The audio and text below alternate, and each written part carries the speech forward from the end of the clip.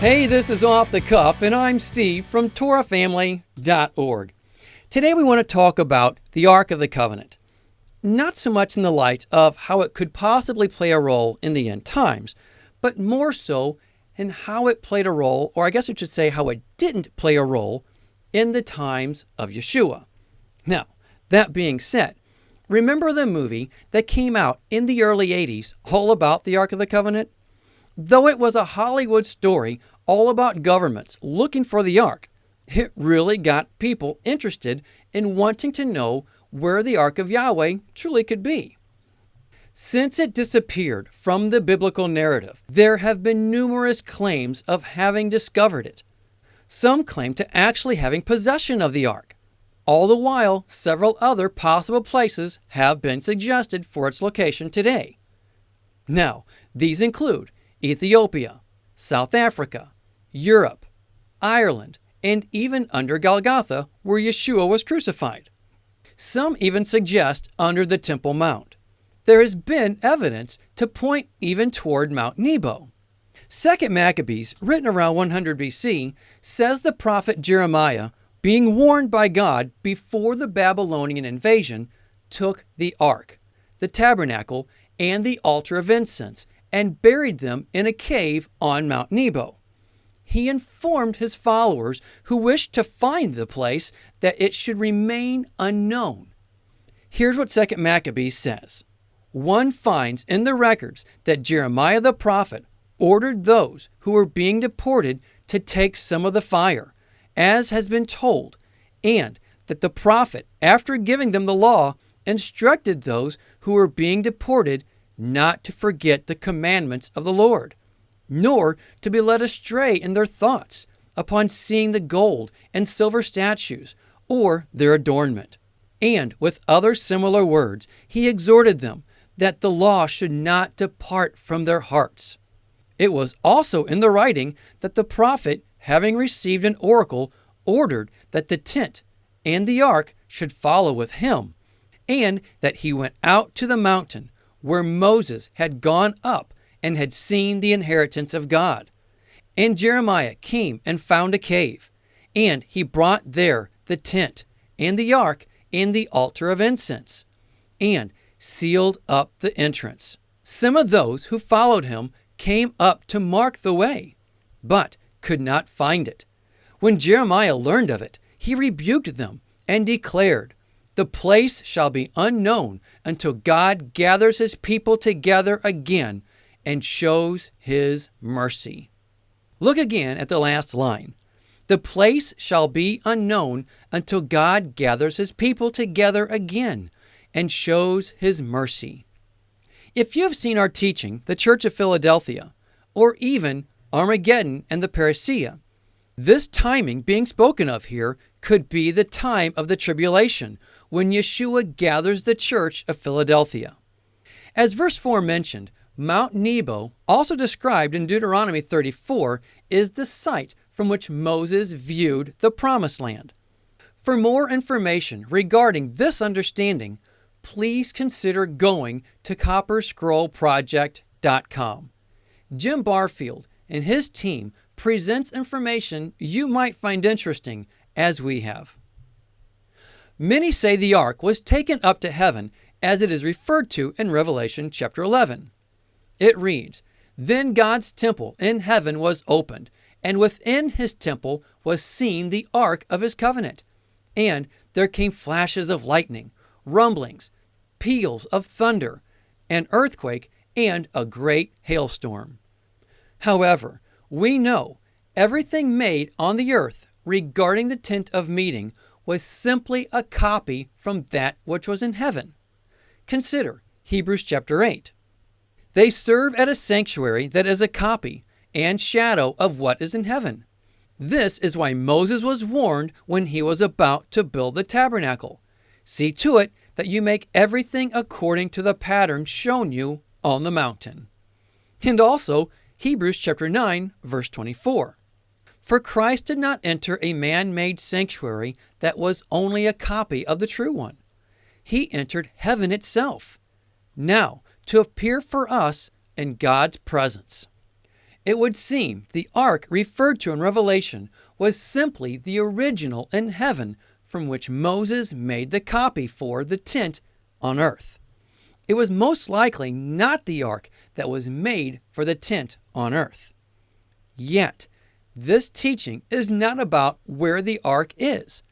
It's about where it wasn't. Hang on there. I'll explain in a second. In 597 BC, the Babylonians destroyed Jerusalem and Solomon's temple. There is no record of what became of the ark in the book of Kings or Chronicles. Some suggest the ark was taken to Babylon. However, when we look at history in the scriptures of when the ark fell into the hands of the enemy, it was bad news for the enemy. Seriously, the ark was once captured as a result of Israel taking it out to battle without being told to do so. It's in 1 Samuel chapters 4 through 6 where we find the ark taken by the Philistines and returned by the Philistines just the same. The question is, why? Why would they return the greatest prized booty ever from war? The scriptures make it quite clear. The ark was a curse to them. The account in 1 Samuel tells how the Philistines' god, Dagon, fell before the ark 2 nights in a row, and then how the people were inflicted with tumors. Wherever they sent it, the people were afflicted. So, long story short, they sent it back to Israel. This is one reason why I really don't believe Babylon took the ark, but rather it was hidden somewhere before they invaded. Otherwise, the ark would have afflicted the Babylonians just the same. However, whether the Babylonians took it or not, the bottom line is that the ark was gone. As mentioned earlier, according to 2 Maccabees, the records show it was the prophet Jeremiah who gave orders for the tent of meeting and the ark to go with him. Now, whether one wants to hold to this account in 2 Maccabees being true or not is truly irrelevant. The bottom line is the ark was taken somewhere and it never returned since. This is huge because that means the ark was not present in the second temple. Let's think about this just for a minute. This means elements of the law pertaining to the Ark of the Covenant could not be followed at the time of the second temple. Namely, Yom Kippur, considered by many the most holiest day of the year. So, this day could not be observed in the very temple where Yeshua himself walked. So, was it truly considered the house of Yahweh without the ark? Of course. Consider what Yahweh says regarding the second temple. Haggai chapter 2. The glory of this present house will be greater than the glory of the former house, says Yahweh Almighty. And in this place I will grant peace, declares Yahweh Almighty. And consider the words of Yeshua. So it was still the house of Yahweh, even without the ark. When Pompey captured Jerusalem, he supposedly had entered into the temple to examine what the Jews worship. Now, most people in the ancient world believed in many different gods. But when Pompey entered into the Holy of Holies, he didn't see any statues or pictures. All he supposedly saw was a scroll with writing, and he was greatly puzzled. He just couldn't understand how the Jews could worship one God, a God they couldn't even see.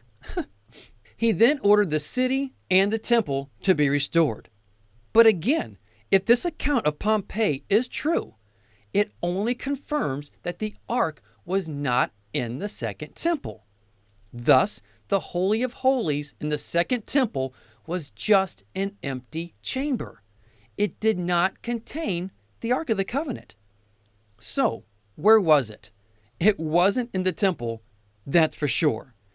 It was never mentioned in Ezra or Nehemiah in the return of the southern kingdom to Jerusalem when they rebuilt the walls and the temple. It is believed the book of Hebrews was written before the destruction of Jerusalem in 70 AD. Now, that being said, consider chapter 8.